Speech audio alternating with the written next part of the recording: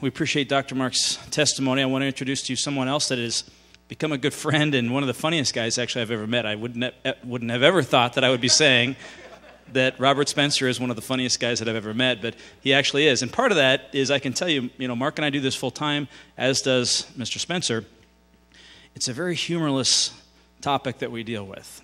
Radical Islam, we could make jokes, but it's a pretty dark topic. So this guy is funny. Anyway, beyond that, he's also a best-selling author. He's written 2 New York Times bestsellers. He's written another 9 or 10 books, 11 books. In fact, this evening there's a book out here that I think we're taking orders for because we actually sold out last night. It hasn't hit Amazon. It hasn't hit Barnes & Noble, any of that kind of stuff. It's a phenomenal book. What's that? We have like one here, and I think that's the last one. Anyway, we are taking orders out in the lobby. So, yeah, they'll definitely be signed and sent. All right, do you have Robert's signature down pretty good? Okay. So that being said, not only is he a best-selling author, but I think something that I've found interesting about him, that most people, if you Google Robert, you can find out all kinds of interesting things that you may not have known about Robert Spencer. Some not true, and many of which are not true, absolutely. But one thing that is true is he was actually banned from going to the UK. Now, the fact that a country would ban an individual from coming to that country, not based on any criminal behavior.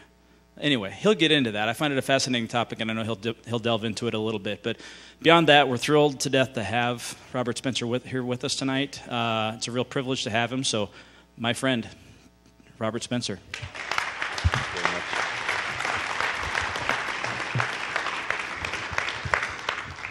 Thank you very much. I feel as if it's incumbent upon me to be funny now. And there is actually one way that we can tie all these threads together, because we just heard this very riveting testimony from Dr. Mark Christian that is a glimpse into a world that is so very different from the one in which we live. And that does remind me of a joke, actually, of a little boy, a Muslim boy, 5 years old, and he's in the supermarket with his mother. And as these things will happen, he gets separated from her. And so eventually he's weeping and makes his way to the store manager, and the store manager says, "What's your name, little boy?" And he says, "Muhammad." And, "Well, Muhammad, can you tell us what your mommy looks like?" And he looks up at the store manager and he says, "I have no idea." So it is, here again, a very different world. And yet it is very important to understand that what you just heard about this vicious hostility that Mark encountered from his loving parents, previously loving parents, only because he had converted from Islam to Christianity, is not something that is eccentric or out of the ordinary. It is not something that is the invention of a tiny minority of extremists who have twisted and hijacked the religion of peace. It is something that is actually mainstream in Islam. Chapter 4, verse 89 of the Quran, the holy book of Islam, says that if there are those who are with you and they turn renegade, then slay them wherever you find them. If they turn renegade, then slay them wherever you find them. Muhammad, the prophet of Islam, who is the excellent example of conduct, according to the Quran, chapter 33, verse 21, he is the supreme model to emulate. That is very important to understand that when they say he's the excellent example to emulate, that is absolute. If Muhammad did it, it's right. If Muhammad said it, believe it. If Muhammad did it, imitate it. There is nothing that Muhammad did that is wrong as far as Islam is concerned, because the Quran calls him the excellent example, and without any qualification. So, Muhammad said, if anybody changes his religion, kill him. If anybody changes his religion, kill him. If he leaves Islam, kill him. Every last convert from Islam to Christianity, or from Islam to anything, anyone who leaves Islam is under a perpetual death sentence. It may never happen. We can pray to God that it will never happen. But it is always a possibility that a Muslim who leaves Islam could be encountered by somebody who knows that that is the teaching of Islam, believes it to be the word of God, and acts upon it. And so what happened to Mark actually probably would have been much worse had he been at home and walked into his parents' house and said, "Guess what, Mom and Dad? I converted to Christianity." He might not have walked out again. As he calls up, he gets the more moderate approach, and that is that they tell him they're looking forward to killing him. But they probably would if they had the opportunity, because if they don't, then they themselves will be punished by Allah.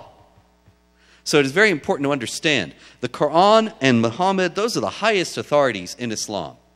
So the way Mark's parents were acting was absolutely mainstream. And that brings us to the topic that is tonight's topic, the Muslim Brotherhood in the Heartland, which is kind of an odd topic if you think about it, because we think of them, if you've heard of the Muslim Brotherhood, you've probably heard about it in the last few years as an Egyptian political party and something that's not really anything to worry about. After all, Barack Obama loves the Muslim Brotherhood. On June 4th, 2009, Barack Obama went to Cairo to make a major speech at Al-Azhar University, which is the foremost institution in Sunni Islam. And he was going to make this speech of outreach to the Muslim world that was going to heal all the terrible breach between the Islamic world and the United States and usher in a new era of peace and harmony between Muslim countries and the United States. And you see how well it's worked. But Barack Obama, when he did that, Hosni Mubarak was still the president of Egypt, and the Muslim Brotherhood was an outlawed organization. It was against the law to be a member of the Muslim Brotherhood in Egypt. And Barack Obama insisted that Muslim Brotherhood leaders be present at his speech in Cairo. And Mubarak said, "Fine, you can have Muslim Brotherhood leaders at your speech, and then I will not be there, because I'm not going to be in a room with this outlawed organization," which is perfectly reasonable. It was actually a grave insult that Obama asked for that, because it was an insult to the sitting president of Egypt that he's saying, Obama was essentially saying, "I want this banned outlaw group that wants your head, I want them at my talk. And if it means you can't come, then fine, see you later." But that's what he did. And so the effect of it was that the Brotherhood was there at his talk and Mubarak was not. And the message to the Egyptian people was, the United States backs the Muslim Brotherhood and not Mubarak. And the wheels were set in motion that culminated in the so-called Arab Spring that toppled Mubarak in January 2011. So closely do Egyptians identify Barack Obama with the Muslim Brotherhood that when they themselves had had enough of the Muslim Brotherhood after electing it to power and enduring Muslim Brotherhood rule for a year, they took to the streets in far greater numbers in the summer of 2013 than they had ever done during the so-called Arab Spring.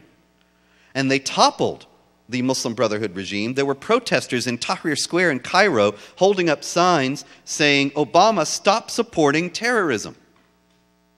Stop supporting terrorism. They meant stop supporting the Muslim Brotherhood. Now, then we come to the topic for tonight, the Muslim Brotherhood in the Heartland. We are talking about terrorism, but we're also talking about something that is much more insidious than terrorism itself. And we are talking about the Muslim Brotherhood being present in the United States and in Nebraska. And we have to understand first, what does that mean? What do they want? What are they going to do when they're here? In the first place, as you'll hear later, and you probably have already heard to some degree, just in the news, in Omaha, not very far from here, we were just there last night, and we spoke about this same issue. They're building this wonderful new thing that's a new idea, the Tri-Faith Initiative. Have you heard of the Tri-Faith Initiative? That you're having a synagogue and a church and a mosque all together in one building. And so we all love each other. We're all children of Abraham. We're all the three sister Abrahamic faiths, and it's all wonderful. And what Corey and Mark have pointed out, and their group, the Global Faith Initiative, have pointed out, the Global Faith Institute have pointed out, is that on the website of the Tri-Faith Initiative are links to the Council on American Islamic Relations and the Islamic Society of North America, two of the most prominent and influential Muslim groups in the United States. And so it just looks like the broad mainstream, they're getting mainstream Muslim leaders like they're getting mainstream Jews and Christians. However, the Council on American Islamic Relations and the Islamic Society of North America are linked in various ways to the Muslim Brotherhood. And that link came out in an extraordinary document that also reveals the Muslim Brotherhood's agenda for the United States, what they plan to do here. A few years back, there was a charity, an Islamic charity in the United States called the Global Faith, not the Global Faith, oops, wow, the Holy Land Foundation. The Holy Land Foundation was the largest Islamic charity in the United States.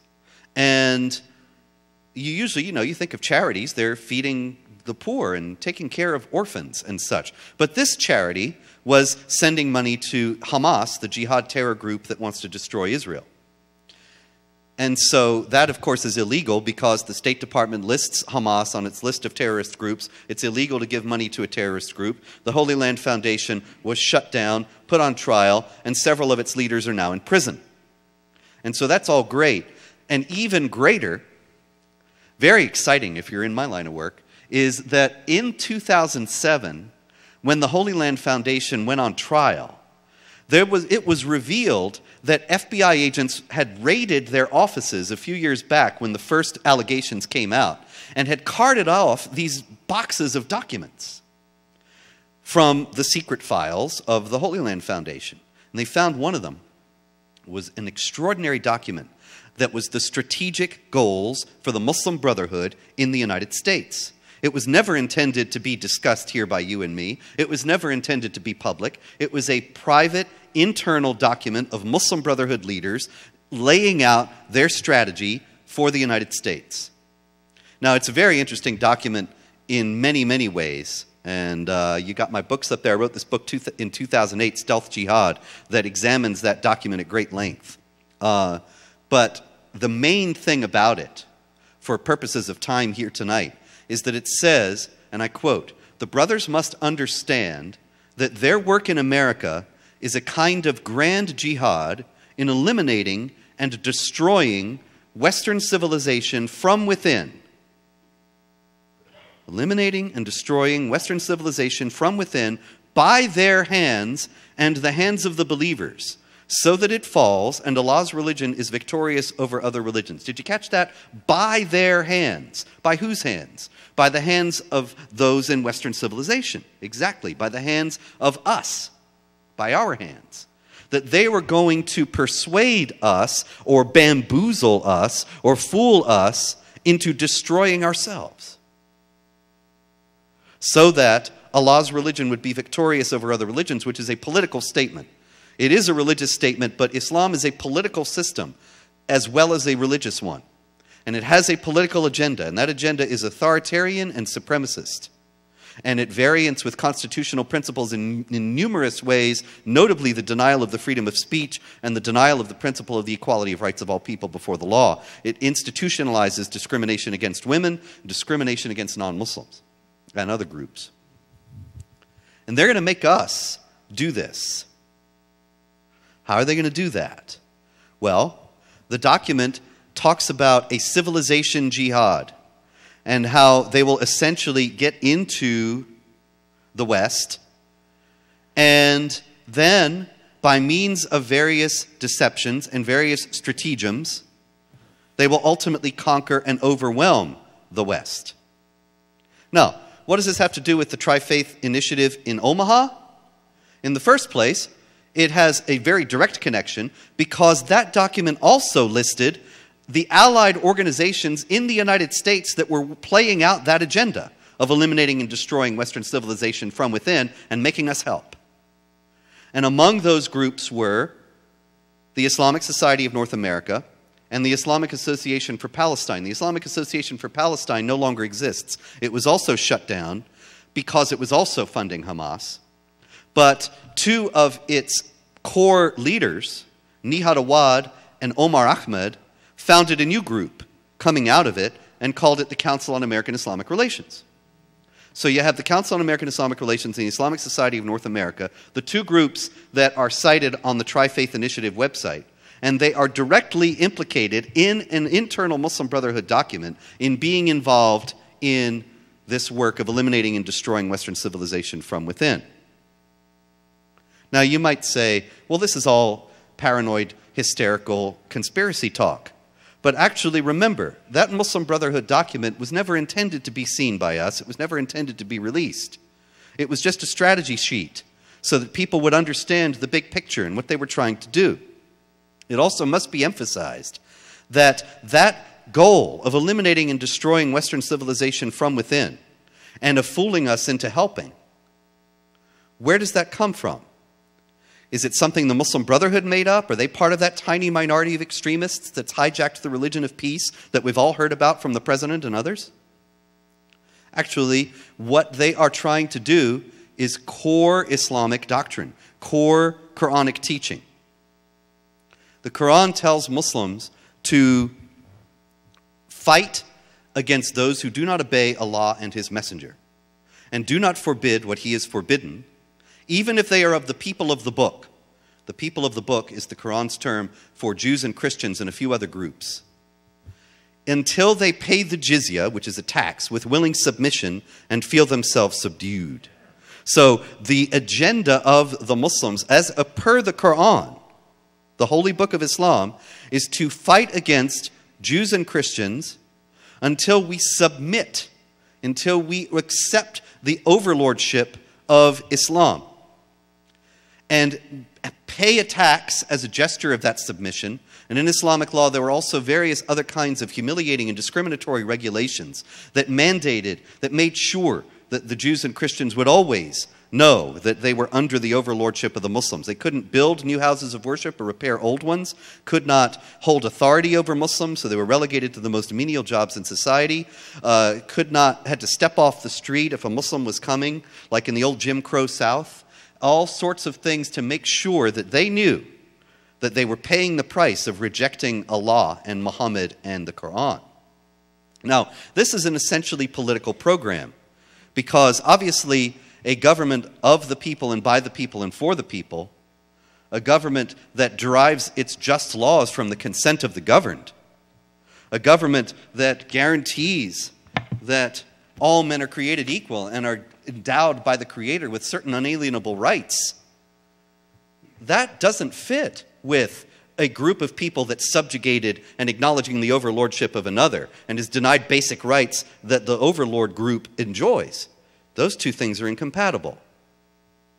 And it's not, again, a tiny minority of extremists who holds to this view. I have here this Quran with me.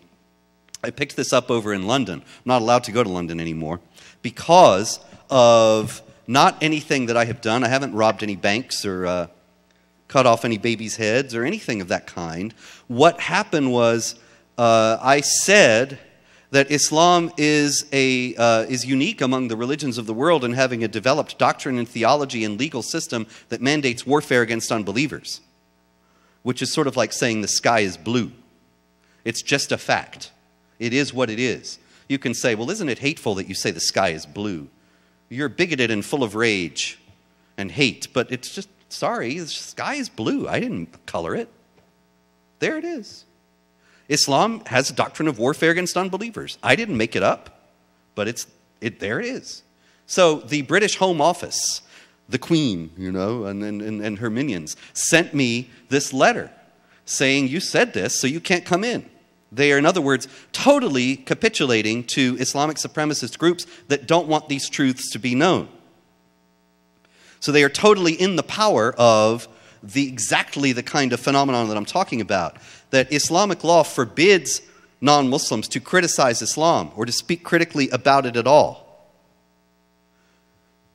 Which means that if we were to carry that through, and we're facing a jihad terror threat, and jihadis are blowing up the Boston Marathon and shooting people at Fort Hood and flying planes into the World Trade Center, we can't say anything about it.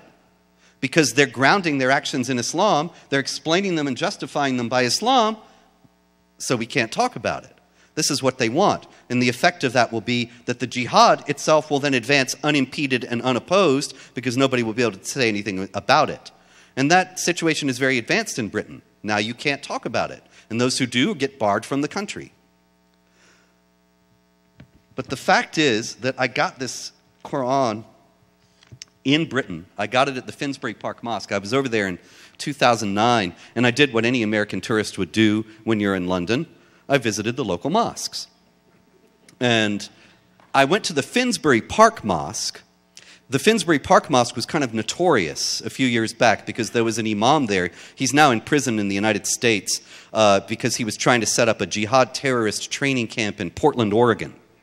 And so he's awaiting trial for that. But he was, a few years back, the imam of this Finsbury Park Mosque in London. And he's kind of a fantastic character because he's very pious, he's very devout in his Islam, and so he takes very seriously the commands to fight against the unbelievers, to kill the renegades wherever you find them, and so on. And so in an excess of piety, he was grievously injured in a bomb explosion that he was making the bomb. And it blew up on him, so he blew off his hands. He has hooks for hands, and he's missing one eye. His name is Abu Hamza al-Masri. You may have heard of him. But in any case, he's gone now. He's in prison over here. And I went into his mosque, his former mosque, the Finsbury Park Mosque, and very nice fellow there started weighing me down with books. He didn't recognize me, and he was just trying to convert me to Islam. And he gave me this Quran, and I said to him, I hear you had a little trouble here a few years back. And he said, yes, but that's all done now, and we're all moderates here now. And so I got this moderate Quran. This moderate Quran is a really nice addition because it carries commentary by Sayyid Abu Allah Maududi, Maulana Maududi, who was a Pakistani Muslim politician and Islamic scholar. He died in 1979. And he's extraordinarily influential. I guarantee if you have an Islamic bookstore here in Lincoln, Nebraska, and I'm sure you like to go and browse over there, that you will find Maududi's writings. And if you go online to IslamicBookstore.com or Islamicity.com or any of the Islamic bookstores online where I love to shop, then you will find writings of Maududi. He's very mainstream and he's very influential. And he's not, in other words, part of that tiny minority of extremists. And so when I quote what I quoted, chapter 9, verse 29, fight against those who do not obey Allah and his messenger, do not forbid what he has forbidden, even if they are of the people of the book, until they pay the jizya with willing submission and feel themselves subdued. Well, you can say, well, yeah, some extremists may take that out of context, but it really means give the unbelievers a hug, and there's nothing to worry about.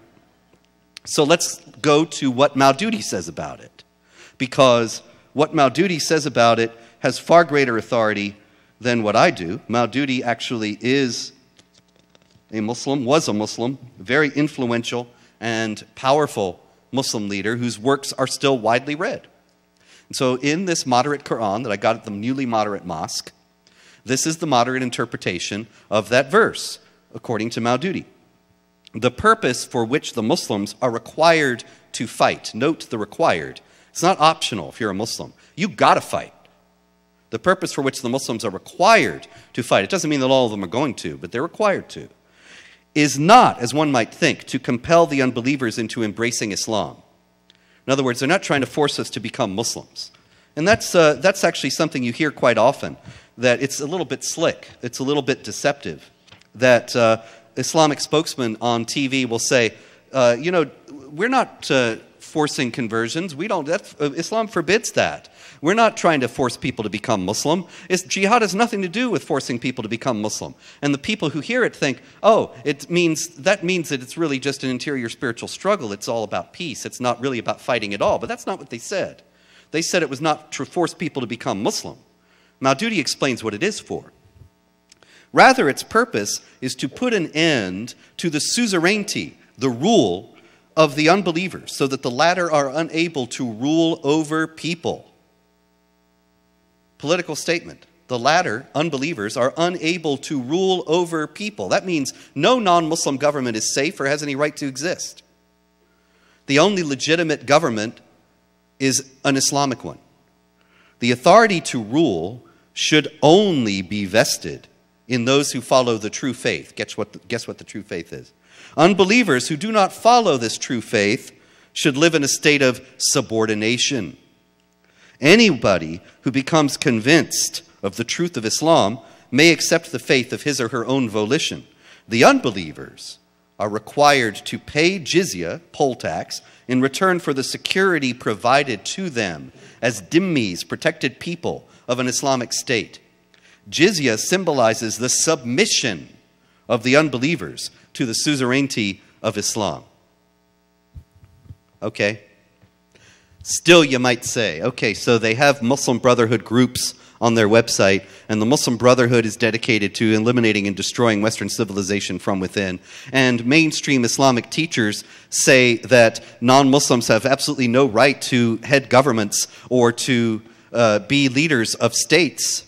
But still, that doesn't mean that those nice guys down at the Tri-Faith Initiative, my friend Ahmed that I work with down at the plant, he's such a gentle soul, he would never hurt a fly. Surely you're not saying, and no, I'm not. There is Islamic teaching, and there is every individual person. And just as in Christianity, there are people who call themselves Christians, and then they don't do anything particularly Christian. They don't seem to know or either to care about what Christianity is really all about, so it is in Islam. Nonetheless, this initiative exists. And you see, when you're a Muslim and you are worshiping and praying, you recite the Quran. And ultimately, you recite all of it, and you just keep doing it. So when they're over there at the Tri-Faith Initiative, and they're going to be reciting the Quran, are they going to leave out the part about fight the unbelievers until they pay the jizya with willing submission and feel themselves subdued? And you might say, well, no, they won't leave it out, but they just interpret it in a different way. Okay, and they're all sister Abrahamic faiths, and so they love the Jews and Christians there. Let's think about Abraham for a minute. You all know Abraham. You've all read Genesis 18, am I right? Abraham will become the father of many nations, right? And George W. Bush and Barack Obama both thought that was so great, and the fact that the faiths of Judaism, Christianity, and Islam all have a common Abrahamic root. They all look to Abraham as our father. They thought there was a great deal to be made of that, and they both sent out year after year congratulations to Muslims on their two great feasts in the Islamic calendar, Eid al-Fitr and Eid al-Adha. Congratulations emphasizing that we all have this common father in Abraham, the father of many nations. And we should build a harmonious future on the basis of our shared respect for and shared heritage from Abraham. There's one thing, though, that George W. Bush and Barack Obama did not seem to take into account, and that is that Muslims don't read Genesis. They read the Quran. Abraham's in the Quran. Chapter 3, verse 67 of the Quran says, the Jews and Christians fight over Abraham. They're both ignorant. Abraham was not a Jew or a Christian. Abraham was a Muslim. Now, wait a minute. You may know enough about Islam to know that Abraham lived a couple thousand years before Christ, and Muhammad lived from 570 to 632 AD. So how could possibly Abraham have been a Muslim? This is mainstream Islam. This is ordinary Islam. That Moses, Abraham, Noah, Adam, David, Solomon, John the Baptist, and Jesus himself, they were all Muslim prophets who taught Islam. But then what happened was they all had wicked followers, and their wicked followers twisted and hijacked their teachings to create the false religions of Judaism and Christianity. The true religion of Abraham and Moses and Jesus and all the rest of them is Islam. And the true embodiment of their teachings is the Quran. Now this is invasion of the body snatchers ecumenism. This is Moses and Jesus as the pod people whose identities have been sucked out and replaced with Islamic prophet identities. And the fact of the matter is that the Quran avows this, and then it says that the Muslims are the best of people on earth, chapter 3, verse 110. While in chapter 98, verse 6, the unbelievers among the people of the book, that is, the Jews and Christians who do not convert to Islam, do not accept Muhammad as a prophet, do not become Muslim, they are the most vile of created beings. And they are followers of these false, twisted versions, these corruptions of the true teachings of Moses and Jesus. So there they are over there, at the Tri-Faith Initiative, all sitting together and having chicken and pita and hummus, and it's all wonderful. But you have these people whose core religious text says that they're the best of people, and the people they're sitting with are renegades and heretics, the most vile of created beings, like animals, according to chapter 8, verse 55 of the Quran, under the curse of Allah for believing that Jesus is the Son of God, according to chapter 9, verse 30. And there are also curses of Allah given to the Jews, where Allah transforms the disobedient Jews into apes and pigs, in chapter 2, verse 63 to 65, 5, 59, and 60, and 7, 166, in case you want to check up on me. That is not a position of mutual respect. But if they do not hold to those positions, then they are not being faithful to their own holy book, which they believe is a perfect copy of the perfect and eternal book that has existed forever with God in paradise. But anyway, back to Abraham. They don't read Genesis for Abraham. They read the Quran for Abraham. And remember, Abraham in the Quran is a Muslim. And we see in chapter 60, verse 4 of the Quran, that the Quran tells us, you have a good example in Abraham and his companions. Now this is very important. It's the same language I told you earlier. Muhammad is the excellent example, according to Quran chapter 33, verse 21. And now we see exactly the same words in Arabic, uswa hasana, the same thing. Abraham is an excellent example. And so this is very important, because as I told you, anything Muhammad says goes. And now they're saying Abraham's the same way. But the Quran qualifies it about Abraham. It doesn't about Muhammad. And so it says specifically that Abraham is an excellent example in this one way. You have a good example in Abraham and his companions when they said to their people, we totally disassociate ourselves from you and from the deities that you worship instead of Allah. We renounce you, and there has come to be enmity and hatred between us and you until you believe in Allah, the one true God. There's come to be enmity and hatred between us and you until you believe in the one true God. That's what Abraham said to his people who were pagans, according to the Quran. And so that's what the Quran is telling Muslims to imitate, that there should be enmity and hatred between them and anybody who does not believe in Allah, the one true God. But then it goes on even more. It says, but you may not emulate.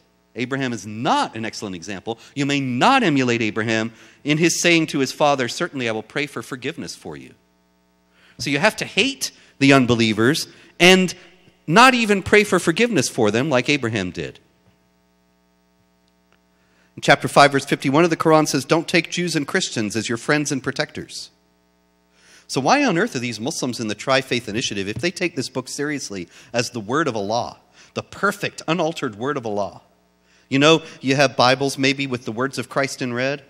If you did the words of God in red in the Quran, it would all be red. He's supposed to have said every bit of it. There's no human element in it. There's nothing like the gospel according to Matthew or according to Mark. It's not God inspiring human beings to give them his word. It's Allah dictating every word to people. And they believe that that is absolutely not negotiable and absolutely perfect for all time, which is fine. It's a sacred scripture, and people tend to believe that about the things that they consider to be sacred scriptures. The problem is that when you have people like in the Tri-Faith Initiative who are being friendly and kind to the unbelievers, you got to wonder, well, do they not know what's in the book, or do they not care what's in the book? Or maybe there's something else going on. Chapter 3, verse 28 of the Quran says, do not take unbelievers as your friends and protectors in preference to believers. Whoever does this has nothing to do with Allah, unless you're doing it to guard yourselves against them. Now, what does that mean, unless you're doing it to guard yourselves against them? So in other words, you can pretend to be the friends of the unbelievers to guard yourselves against them. Ibn Kathir was a great commentator on the Quran. He wrote a tafsir, a commentary on the Quran, which is in the 14th century, which is still widely read today, easily available in English.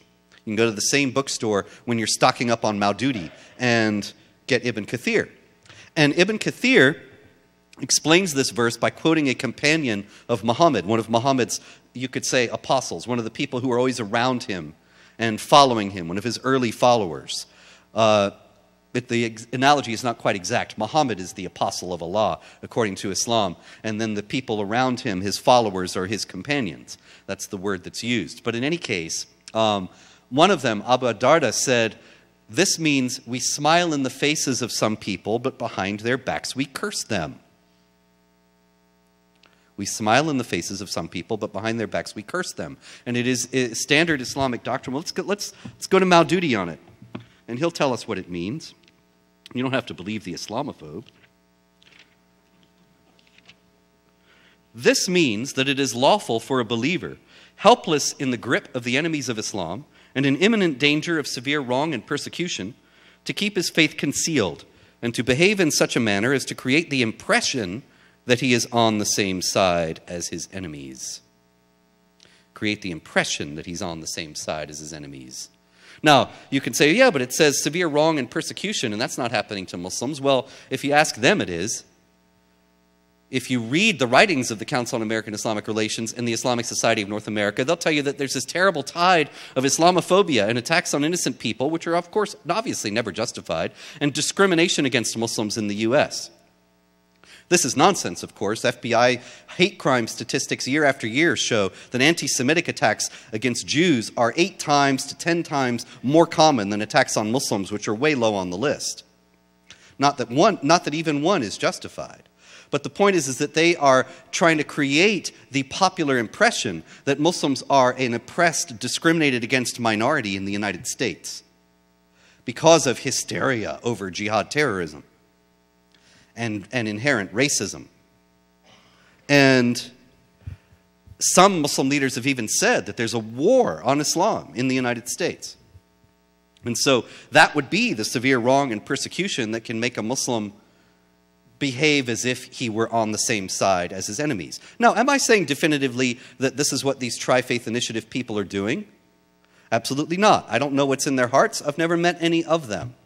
The problem is that when you have Muslim Brotherhood involvement, and when you have these doctrines of Islam and this very strong dichotomy in the Quran between believers and unbelievers, the Quran even says in chapter 48, verse 29, Muhammad is the apostle of Allah. Those who follow him are merciful to one another and ruthless to the unbelievers. Then it would be remiss of us, it would be stupid of us to think, oh, well, that can't be happening. There's no possibility of it. At least there ought to be some sober and diligent and searching investigation of what exactly is going on and what is the agenda. Because nothing would advance the program of eliminating and destroying Western civilization from within more effectively than to render us ignorant and complacent in the face of the advancing jihad. And afraid to speak out about it because then you'll be stigmatized like I was in Britain and declared a racist and bigot and Islamophobe for telling the truth. And so people are afraid to tell the truth. I'll close with one very telling story about that. A few years back, there was a jihad plot at Fort Dix, at the army base. And there was a group of Muslims who were planning to go into Fort Dix and shoot and kill as many American soldiers as they could before they themselves were shot and killed, so that they could claim the Quran's promise of paradise to those who kill and are killed for Allah, which is chapter 9, verse 111. The plot was foiled.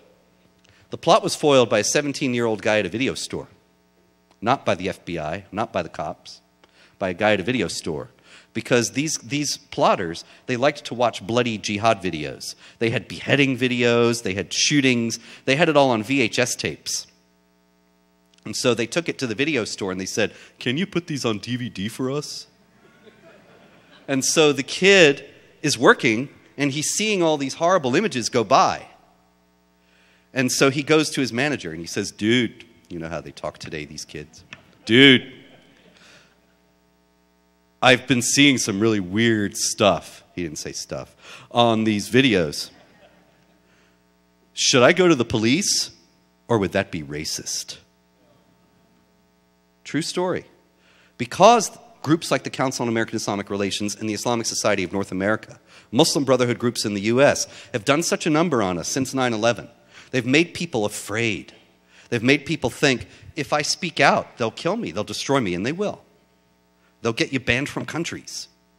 They will slander your name all over the place, so with apologies to Elvis, because you will go online and they will, you search for my name and you'll see all these terrible things that I am and I've done. I can't recognize myself in some of them. But I guess I go out at night. But the thing is that is all part of the agenda that is being pursued in the United States by Muslim Brotherhood groups to render it absolutely toxic for anybody to speak out against this. For us to be having this meeting tonight, to make people think it's hateful and racist, like the kid in the video store. He did ultimately go to the cops, by the way. He decided to be racist, and he went to the cops, and the plot was foiled. And so more power to him. But it was close. And it was close because of this Muslim Brotherhood agenda. It is an agenda that is fundamentally in service of a supremacist and violent ideology that denies basic freedoms and basic constitutional principles. And so we have to have the courage to understand that it is happening and is advancing in the U.S. Whatever happens with the Tri-Faith Initiative, CARE and ISNA are two of the most powerful and influential groups in Washington, influencing public policy, and in the media, influencing public perceptions about Islam today.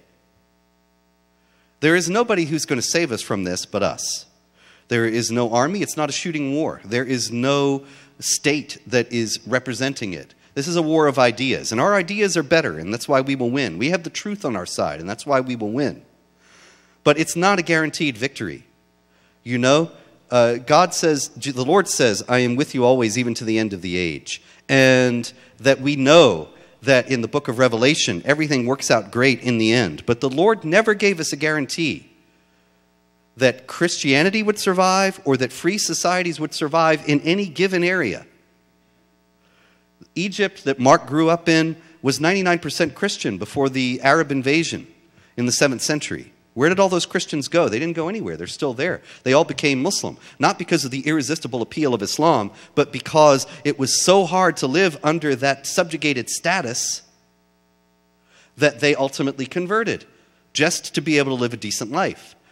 There are people now in the United States who are working to bring that same discrimination, that same harassment, that same misery to all of us and to our children and to our grandchildren.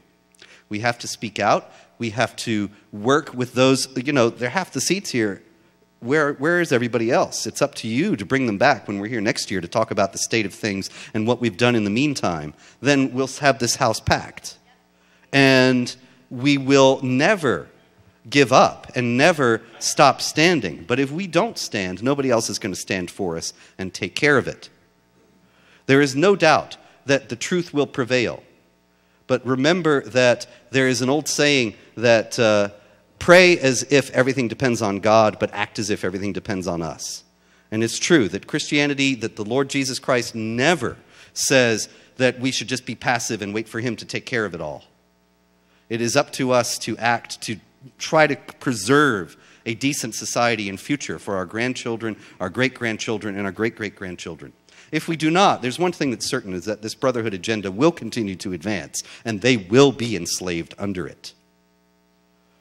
And so I will leave you with that. It is an unhappy note, but remember, we have to know where we are in order to get where we want to be.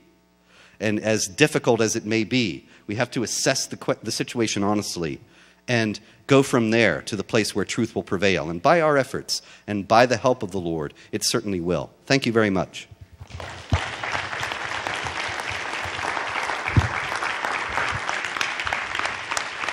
Thank you. Thank you, Robert.